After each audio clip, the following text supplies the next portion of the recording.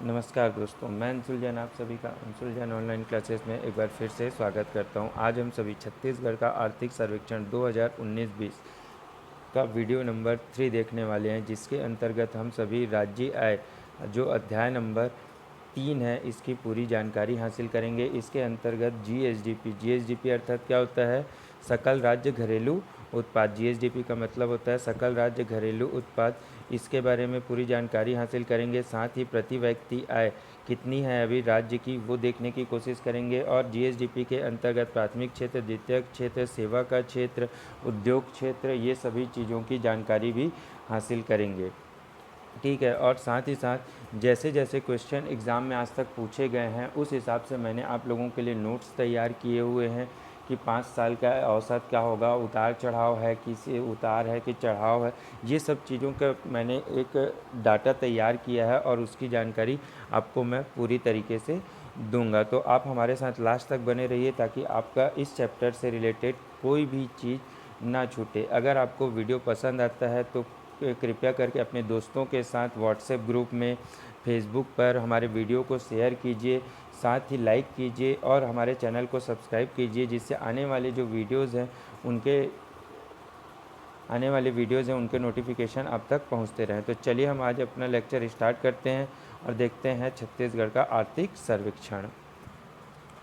तो दोस्तों, इसमें जो सबसे पहली चीज़ है ये है, कौन सी है? अध्याय नंबर 3 राज्य आय। मैंने आप लोगों को बताया था इसमें जो पहला पॉइंट क्या है? वर्ष 2019-20 के प्रचलित भावों में सकल राज्य घरेलू उत्पाद के अग्रिम अनुमान 2018-19 से 8.26% अधिक है।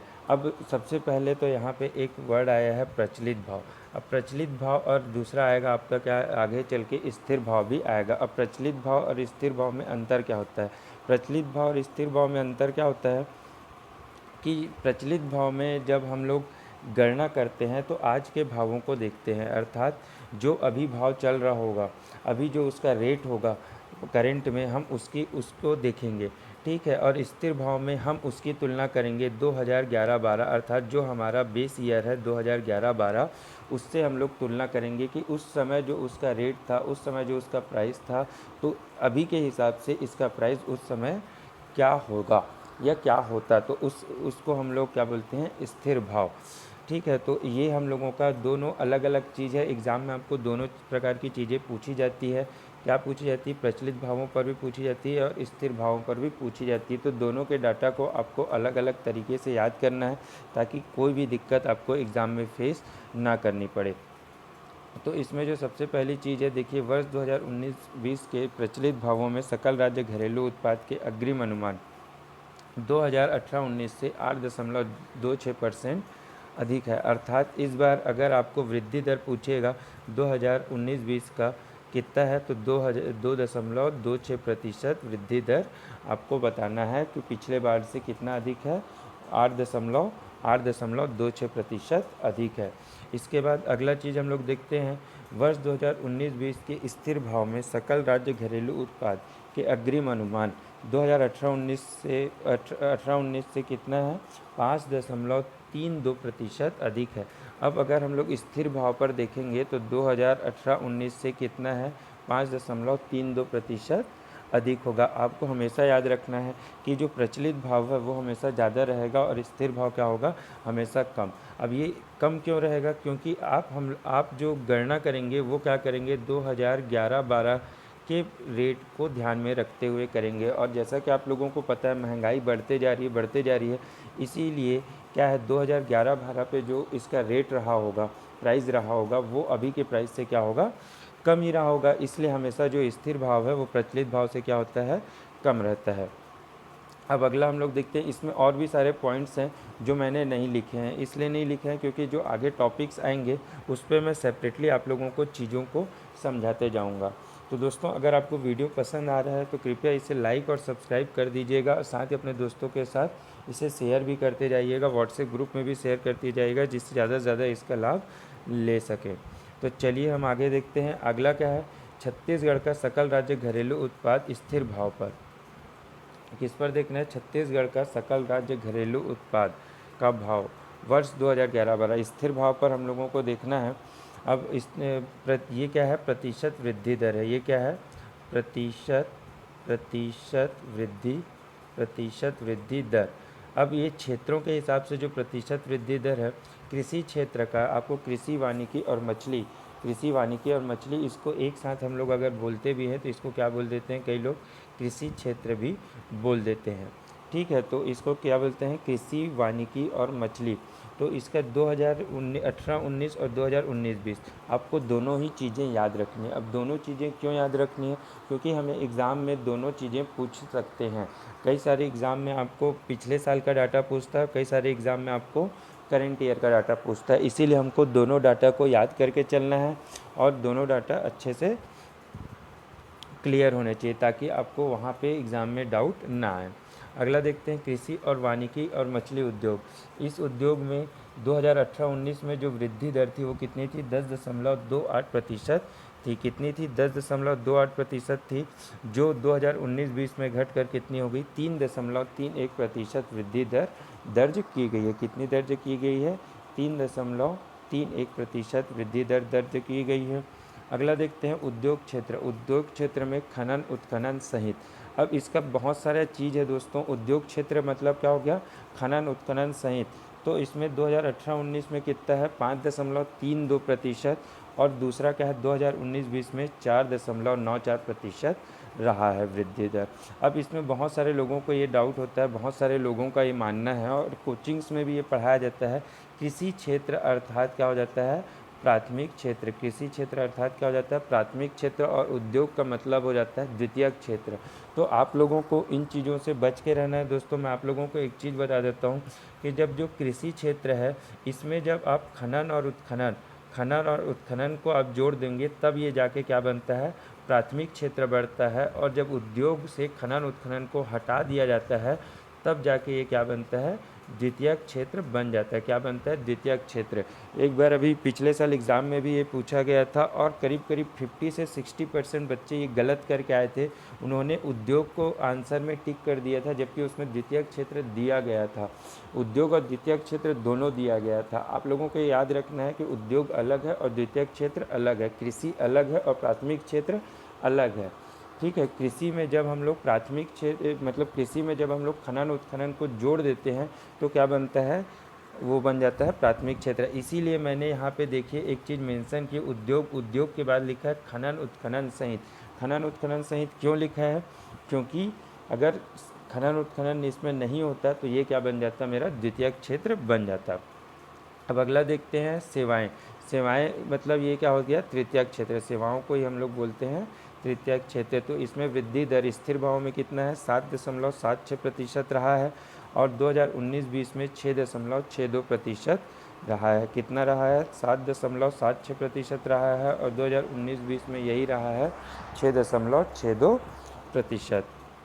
ये किसके लिए था, वृद्धि दर, प्रतिशत वृद्धि दर किसमें था, प्रतिशत वृद्धि दर था ये स्थिर भावों पर। किसमें था दोस्तों, स्थिर भावों पर। ठीक है, अगला हम लोग देखते हैं। इसका भी मैं आप लोगों को अभी डाटा बताऊंगा। इसका 5 वर्षों का औसत बताना बाकी है, साथ में उतार चढ़ाव और क्या क्या जो भी चीज़ें हैं वो मैं आप लोगों को बता दूंगा। आगे चलते हैं, आगे की चीज़ों को हम लोग देखते हैं। अगला देखो, छत्तीसगढ़ का सकल राज्य घरेलू उत्पाद का प्रतिशत हिस्सा स्थिर भावों पर। अब वो देखना, आप वृद्धि दर देखे थे और यहाँ पे आपको क्या देखना है, प्रतिशत हिस्सा, कि छत्तीसगढ़ का हिस्सा कितना था या छत्तीसगढ़ में हिस्सा कितना था इन सब चीज़ों का। तो कृषि वानिकी और मछली उद्योग का जो हिस्सा था वो 2018-19 में 17.13% रहा है। 2018-19 में कितना रहा है, 17.13% रहा है, जबकि 2019-20 में इसका प्रतिशत घटकर 16.81% हो गया है। अर्थात 2019-20 में इसका प्रतिशत क्या हुआ है, घटा है, जो कितना हो गया, 16.81%। ठीक है, अब ये बाजू में एक और डाटा लिखा हुआ है, इसके आगे पीछे कुछ नहीं लिखा है। तो इसमें मैं आप लोगों को बता दूं, ये जो लास्ट में डाटा लिखा हुआ है ये अपना डाटा है 5 वर्षों का औसत, अर्थात जो हिस्सा है कृषि क्षेत्र का हिस्सा, कृषि वानिकी और मछली उद्योग का जो हिस्सा है वो कितना है, 5 वर्षों का औसत है 17.38%। कितना है, 17.38%। आप इसको नोट कर लीजिए, क्योंकि यहाँ पे मैं लिखना भूल गया था, इसलिए इसको किनारे में लिखा है। आगे बहुत अच्छे से मैंने चीज़ों को लिख दी है। तो ये कितना है, 17.38% है। आपको कभी कभी एग्ज़ाम में आता है कि 2014-15 से 2019-20 तक का औसत कितना है। इस प्रकार की जब चीज़ें आती है तो आपको ये डाटा याद रखना है और इसी डाटा को वहाँ पे मार्क करके आना है। ये कितना है, 17.38% है। कृषि, वानिकी और मछली उद्योग का हिस्सा पिछले 5 वर्षों का ये क्या है, औसत है। इसके बाद उद्योग क्षेत्र में आप लोगों को बताया था क्या आता है, खनन और उत्खनन सहित। ये किसके सहित है, खनन उत्खनन के सहित है। तो ये कितना है, 46.34% है। 2018-19 का कितना है, 46.34%, अर्थात 46.34% 2018-19 में रहा है। जबकि 2019-20 का आप लोग देखेंगे तो वो रहा है 46.19%। उद्योग क्षेत्र का 2019-20 में कितना रहा है, 46.19% रहा है। और 5 वर्षों का इसका जब आप औसत देखेंगे तो 5 वर्षों का औसत कितना है, 46.50, 46 कितना है, 50% है। 46.50% इसका दिया गया है। अब सेवा क्षेत्र का आप देख लीजिए। सेवा क्षेत्र का 2018-19 में कितना रहा है डाटा, 36.53%, 36.53% सेवा क्षेत्र का रहा है 2018-19 में। जबकि 2019-20 में करेक्ट ये 37% रहा है। 2019-20 में कितना रहा है, 37%। और उसके बाद इसका जो 5 वर्षों का औसत है वो क्या निकल कर आया है, 36.11%। कितना निकला है, 36.11% इसका 5 वर्षों का औसत निकल के आया। तो ये हो गया प्रतिशत हिस्सा और प्रतिशत वृद्धि दर किस पर, प्रचलित भावों पर। ये क्या हो गया, प्रतिशत हिस्सा और स्थिर भावों पर ये रहा आपका प्रतिशत हिस्सा और प्रतिशत वृद्धि दर। ठीक है दोस्तों।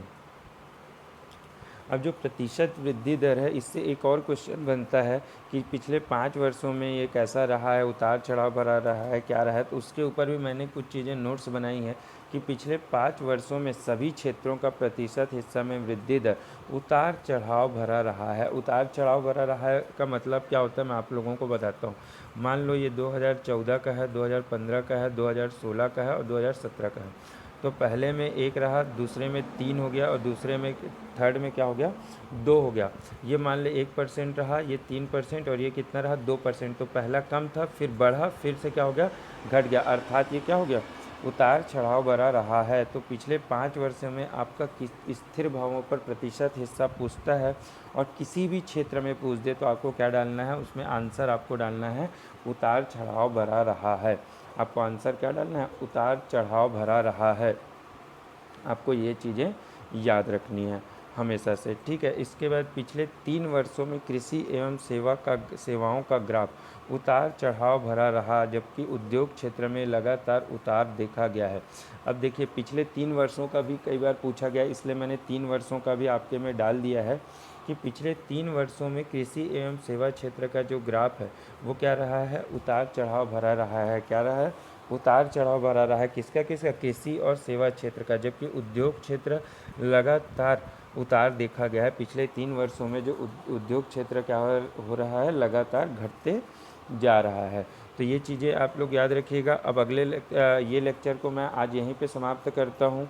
और अगर आपको वीडियो अच्छा लगा हो तो कृपया हमारे वीडियो को लाइक कीजिएगा, हमारे चैनल को सब्सक्राइब कीजिएगा और अपने दोस्तों के साथ शेयर कीजिएगा। अब इसके आगे का जो प्रचलित भाव का है वो आपको अगले वीडियो में देखने को मिलेगा, प्रचलित भाव का। उसके ऊपर जानकारी और प्रति व्यक्ति आय के बारे में भी इसमें जानकारी आपको मैं दे दूंगा। तो चलिए दोस्तों, आज का लेक्चर यहीं पे हम समाप्त करते हैं।